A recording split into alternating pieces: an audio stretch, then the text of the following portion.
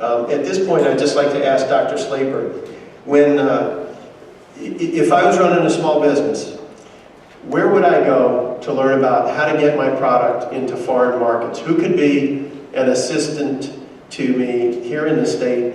I'm a small business. I have 2, 3, 4 million in sales. I don't have the ability to go and hire people all over the state and all over the country to get me into other markets. Where do I go here in Indiana? Well, the Department of Commerce should have somebody that is cited here in Indianapolis to be able to assist in that particular regard. I couldn't tell you right off what the alphabet soup acronym would be. But way back in the day when I was in graduate school, I had an internship where I was cited at Dayton Superior, different state, but another small manufacturer. And that was what my internship was, to write up a export marketing plan for a small company. So there are some government resources to tap. I would like to say that we have the ability, the capacity at the IBRC to be able to do that. Unfortunately, we don't. If it's not funded, we can't do it. So I don't want to be, trying to say, hey, fund us, please, so we can do that sort of work. But we would definitely entertain somebody if they gave us a call. Okay. Questions from anybody in the crowd?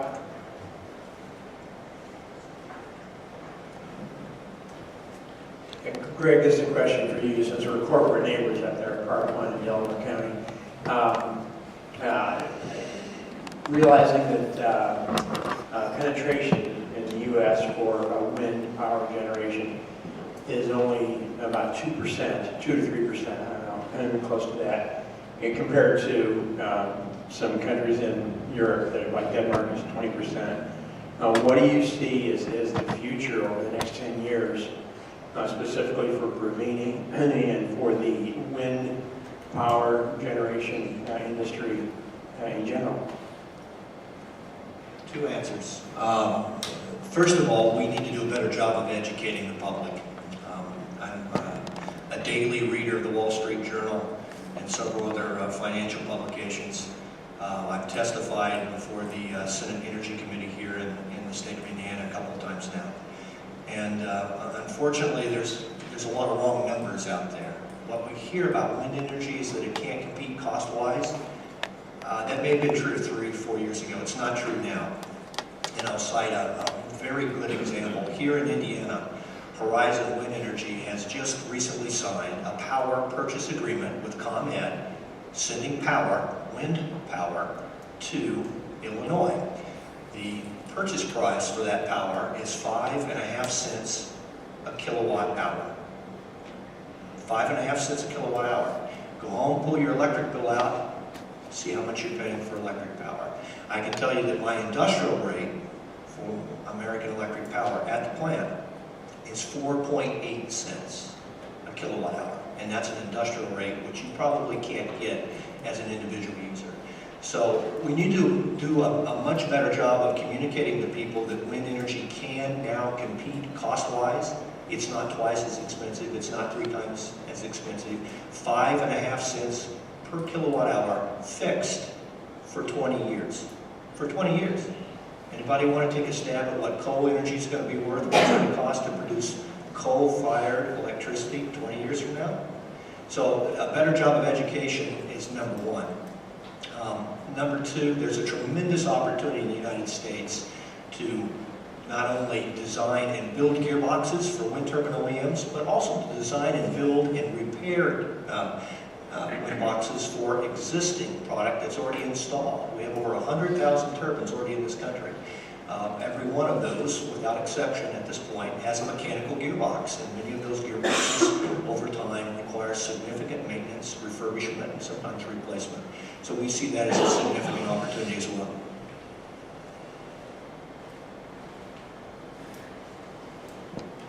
As a classic manufacturer, very similar to what you do, Greg, we make heavy equipment. I was at a job fair at your alma mater, Notre Dame, the other day, and everybody is lined up for Procter & Gamble, and I look around the room, and nobody that makes anything, okay?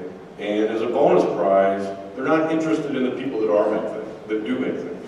How do we make manufacturing, and particularly heavy manufacturing, interesting to the students? It's one thing to get the education. It's another thing to have people interested in doing something that is heavy-duty manufacturing, working with steel, working with metals, and getting back to some of the base that we work towards. People just aren't interested in it. The kids aren't interested in going down that path. If I may try to answer some of that, there's a bad myth that manufacturing jobs are dirty jobs. And unfortunately, we have not done a real good job, and that may have been in the past, we have not done a real good job in explaining that manufacturing jobs, a lot of them are high technology jobs. And until we get that message out there to the younger generation to attract them to that field, I think we're going to continue to have the problem that you just mentioned right there. And we just need to work on some of our getting our manufacturing out there and explaining that these are the jobs of the future, as in wind, solar, and renewable energy, and it requires a high school back technology in order to get those jobs. The old myth needs to be destroyed is how I would respond to that. That's absolutely correct. I can tell you that the people that put our gearboxes together in the assembly facility, after the gears are cut, will be wearing white coats and white gloves. It's not a clean room, but it is a very, very clean, delicate operation, and very, very challenging from a technical standpoint. And that's the kind of information we need to get in front of our high school students, our junior high students, and our college students, so they can see what kind of a future is there.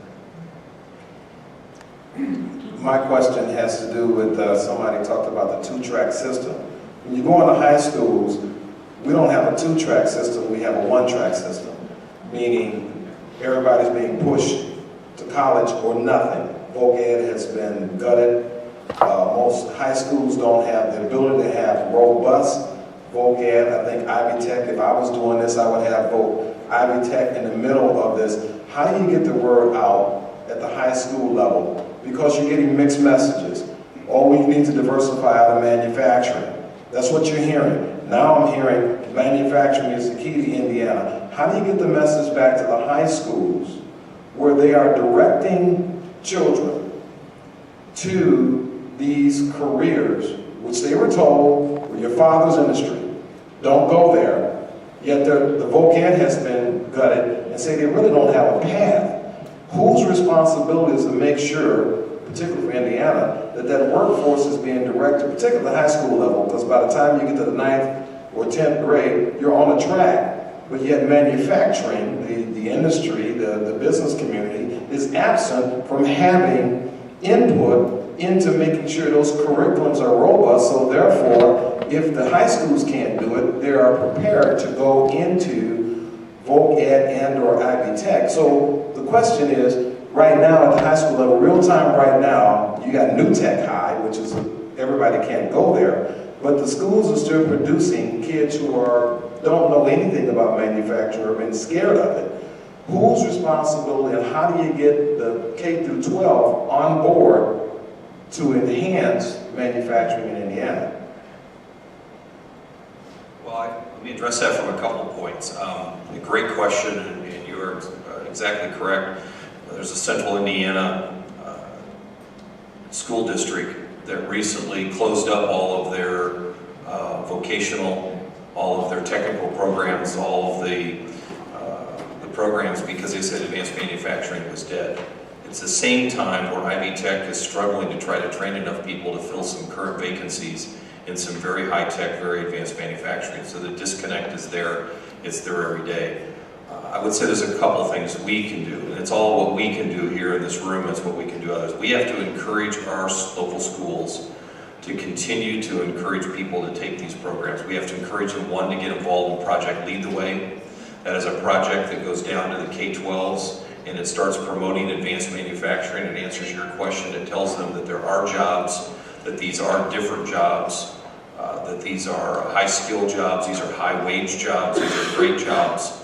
It's not the perception of advanced manufacturing, so you need to help us do that. You need to encourage your school districts to do more dual credit.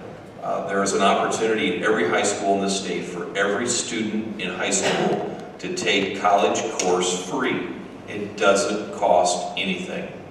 All you have to do is have your K-12 say, I want to partner with Ivy Tech or other some education, and you can take these advanced manufacturing classes. We have skills certification, MSSC, Manufacturing Skills Certification Council, basic entry-level certificates that you can get while you're in high school. So that when you come out of high school, you already have college credit, you already have a certification if you want to try to do that. We all need to promote that. We need to encourage, right now, Ivy Tech is partnering with almost every vocational school in the state to try to create those, what we call career ladders, to try to communicate that there's opportunities. But if we as parents, as we as grandparents, as we as aunts and uncles don't start continuing to say, not every job's a Procter & Gamble job. There are great manufacturing jobs, and that may fit your skill set better. We have to help communicate that. That's all of our responsibilities. If I could follow up on some of that, last year, I think it was in October, the Alliance for American Manufacturing did reach out to one of his partners in this, and they did they still work with a future program, which Ivy Tech is a part of. And we are behind on this, but we are trying to turn that around. And we looked at colleges and we looked at high schools to bring them aware that they need to start training individuals and let them look at the manufacturing field, that there is opportunities for them. There's another summit that's coming up. I believe it's going to be in Cleveland. I don't know the time frame on it, but we are working with high schools and colleges to encourage them to start teaching students about manufacturing and how important it is. Yes, I'm an odd duck here. I taught university level 34 years. And a couple of comments. One on solar energy and also the question of wind power. I think in the long run, we should be turning to that. I have friends who have a wind turbine, and they're fond of that. In the short run, we have to produce more fossil fuels. And Joe mentioned the Athabasca Power Center. I've been there. We have to do that in the short run, reduce dependence on the Middle East. But in the long run, I think there's a finite amount of fossil stuff, and we have to switch to the other stuff. On the other hand, on solar, who pays a lot of money for this? Germany? They don't have that much funds, so there has to be a state subsidy. But I think these things have to follow in stages. In the short run, yes, we can produce more. Yes, we can create more gas domestically in Canada. In the long run, we have to get away from fossil fuels. So I think the solar energy and the wind power are for the future. We have to keep it intact now. The second question may be totally irrelevant to this audience, but my university screamed before they give credit for Ivy Tech. And I would add, I hope people have these high-skilled, well-paid jobs, but at the end of the day, they have to have something beyond just their job. And I don't see why people, working-class jobs cannot enjoy the arts, literature, music, Shawshank Redemption. They're not incompatible with each other. The universities and the vocational schools should supplement each other. There's a little bit of snobbery at the university level. How well I know. And I can only say this. So it's a two-stage process. What does it say in the New Testament? Man is not judged by bread alone. That's true. Well, we have pushed for an all-American energy policy. If it's made in this country, it's creating jobs, it's creating energy independence, it's creating wealth for our country. And so whether it is oil, coal, nuclear, wind, solar, they all complement one another. We send hundreds and hundreds of billions of dollars a year to other countries for energy. And that is money gone.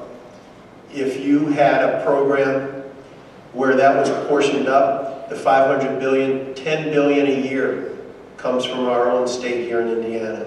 Can you imagine that $10 billion being invested in energy sources here, what it would create in terms of jobs, what it would create in terms of wealth for the people of our state and for our country? It's breathtaking. So the faster and quicker we push on an all-American energy policy, the better off we are.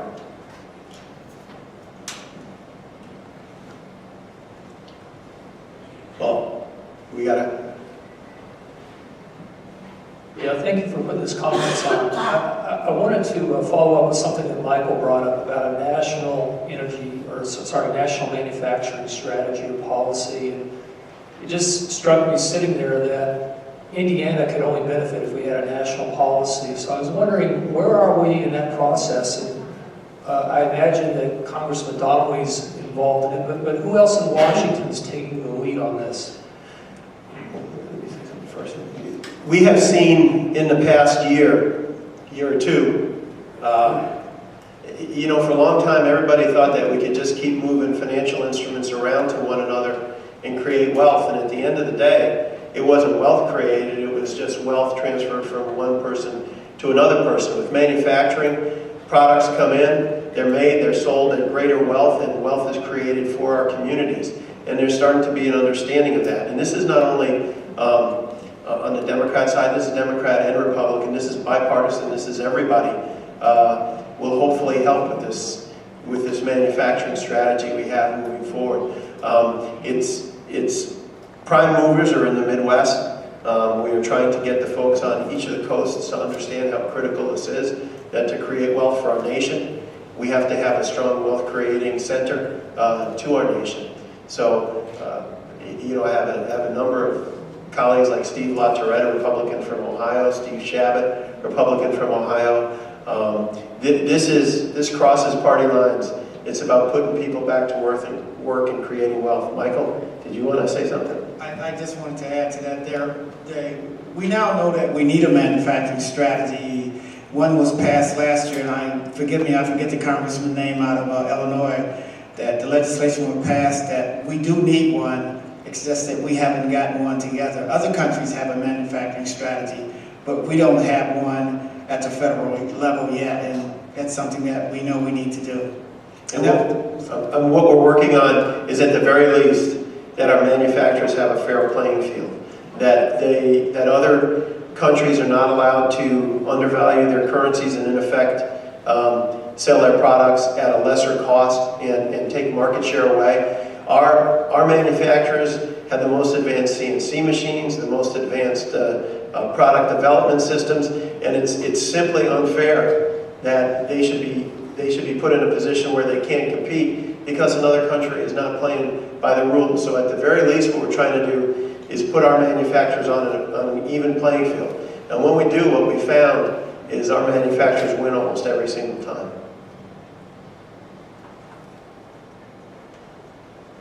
Well, I want to thank all of you for being here today. We've had an extraordinary panel that has talked about the future of Indiana, the future of manufacturing. They are available for any questions you might have as this wraps up.